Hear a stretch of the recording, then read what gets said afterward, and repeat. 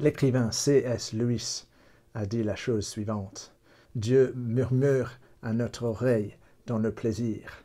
Il parle à notre conscience, mais il crie au travers de nos souffrances.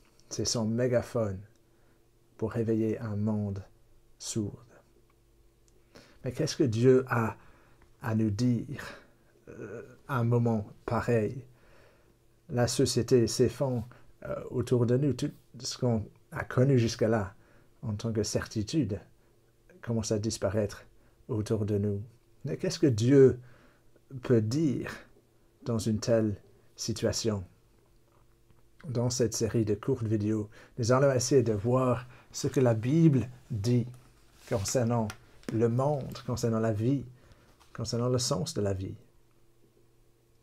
Et nous allons commencer avec un monde parfait. Un monde parfait. Est-ce qu'un monde parfait peut exister?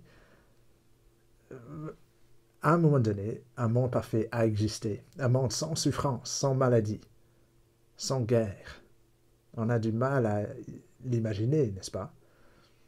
Mais c'était ainsi que Dieu a créé des choses au commencement. Peut-être on se dit, mais comment est-ce qu'on peut croire un créateur dans un temps pareil? Mais j'ai envie de dire, mais comment est-ce qu'on ne peut pas croire un créateur dans un temps pareil? Si on est juste le fruit du hasard, on n'a aucune certitude que cette crise va se résoudre. On n'a aucune certitude que le bien emportera sur le mal, finalement. Aucune certitude du tout. Mais la Bible nous offre autre chose. La Bible nous offre de l'espoir face à la souffrance, face à la fragilité de notre existence. Et donc nous allons commencer aujourd'hui en regardant Genèse chapitre 1, tout au début de la Bible. Parce qu'au début, nous lisons que Dieu créa le ciel et la terre. C'est Dieu qui a tout créé. C'est lui qui est aux commandes. C'est lui qui a amené tout à l'existence. Et Dieu a dit que la lumière soit. Et la lumière fut. Dieu est tout-puissant. Et Dieu n'est pas seulement tout-puissant en tant que créateur, il est aussi bon. Il y a un refrain qui se répète. Dieu vit que la lumière était bonne.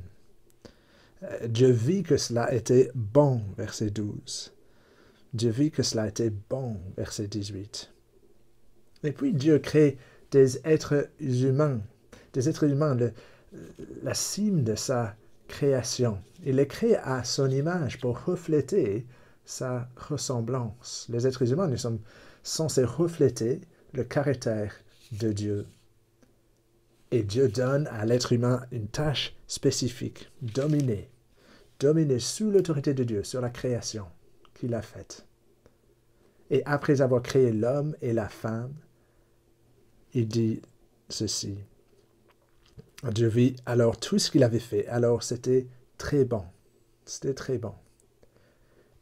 Et puis Dieu s'est reposé le 7e jour.